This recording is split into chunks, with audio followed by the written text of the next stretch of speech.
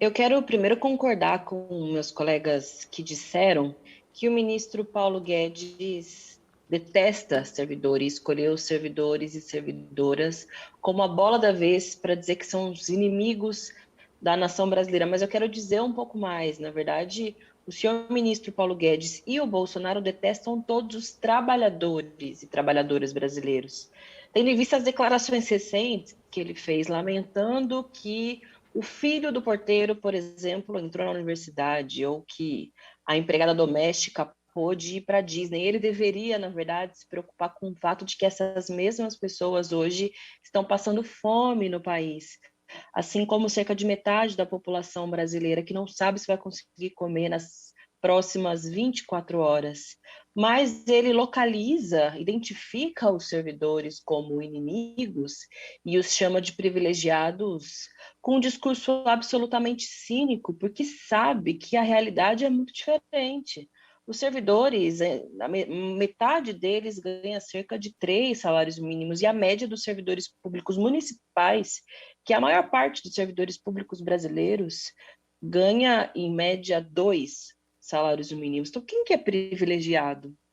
Um deputado do Novo, inclusive, falou: quem arca com os custos do funcionalismo público são os pagadores de impostos, como se servidores não pagassem imposto no Brasil. Querido, quem não paga imposto no Brasil é banqueiro, é multimilionário que sonega imposto. Inclusive, a gente deveria estar discutindo aí sim uma reforma tributária para que essas pessoas que deveriam contribuir com a riqueza que arrancam do povo brasileiro, deveriam sim contribuir através de impostos. A gente, assim, poderia estar discutindo uma reforma necessária, útil para o país. Mas essa reforma administrativa é um ataque brutal para quem trabalha muito e para quem ganha pouco. E não é verdade um elemento que trouxeram aqui de que o Brasil tem mais servidores do que o restante do mundo, porque o Brasil tem menos servidores do que a média dos países que compõem a OCDE, e faz mais de 10 anos que os servidores públicos brasileiros não aumentam os custos para o Estado brasileiro. A gente está falando também de um governo que, por uma canetada, no último dia de abril, aumentou muito o próprio teto salarial. O senhor Jair Bolsonaro pode ganhar até R$ 41.000 agora.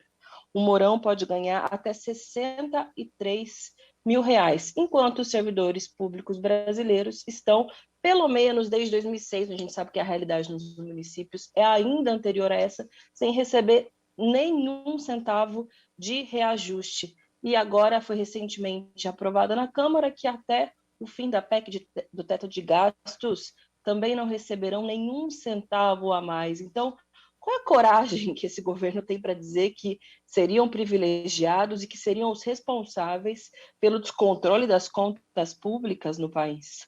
Na verdade, essa reforma administrativa tem um único objetivo, que é fragilizar o Estado brasileiro. E aí, quando alguns deputados falam, criam e vilanizam, né, a figura do Estado brasileiro, se esquecem que foi através do papel do Estado que foi possível, no ano passado, garantir auxílio emergencial, garantir renda, verba emergencial para os estados e municípios, por exemplo, investirem em UTIs, em leitos de UTI. Se não fosse o Estado brasileiro, o que seria do nosso país nesse contexto de pandemia? Apesar do governo Bolsonaro, são sim os investimentos públicos e aquelas pessoas que estão na ponta, garantindo o atendimento da população, salvando vidas, que garantem o funcionamento do país e que fazem aquilo que o governo genocida se nega a fazer. Não se trata aqui de corrigir os maus exemplos entre os trabalhadores do serviço público. Se trata, sim, de apadrinhamento, de aumento do assédio moral, da perseguição política e ferindo o princípio da impessoalidade, que é indispensável para aqueles que estão lidando com a máquina pública e atendendo a população brasileira. O relator, com todo respeito, ele trouxe um dado aqui absolutamente mentiroso, disse que vai ter uma economia de cerca de 300 bilhões de reais. E é tão mentiroso quanto foram os dados apresentados na época da reforma da Previdência, que depois o próprio Tribunal de Contas da União recentemente divulgou que os dados estavam completamente distorcidos. Não houve nenhum documento, nenhuma tabelinha sequer apresentada para comprovar esse valor, que eu não sei de onde ele tirou, mas um documento saiu do Tribunal de Contas da União e de uma nota técnica do Senado Federal, que disse que pode chegar até 11 trilhões e meio a mais de gasto para o Estado, porque vai ter que substituir, alguém vai ter que trabalhar. Ou vocês pretendem que não exista nem serviço público, talvez seja disso que se trate, mas essas pessoas vão ser substituídas por cargos comissionados. E talvez seja esse o real objetivo, né, do governo Bolsonaro, que gosta tanto de botar a gente dele na máquina pública, de aparelhar a máquina pública, inclusive para poder fazer rachadinhas, substituir aquelas pessoas que estão há anos se dedicando para atender a população brasileira, para poder colocar os seus nomeados, para garantir as suas benesses e a implementação da sua política. Não é verdade que a PEC não atinge os atuais servidores. Parem de mentir. Atinge sim, em especial no ponto que fala sobre a estabilidade dos servidores. Querem eliminar a possibilidade de trânsito em julgado para que eles possam ser demitidos. Querem, inclusive, a partir de já modificar a lógica do salário a partir justamente desse acúmulo que podem fazer. Por que estão mentindo? Porque estão com medo de que os servidores se mobilizem.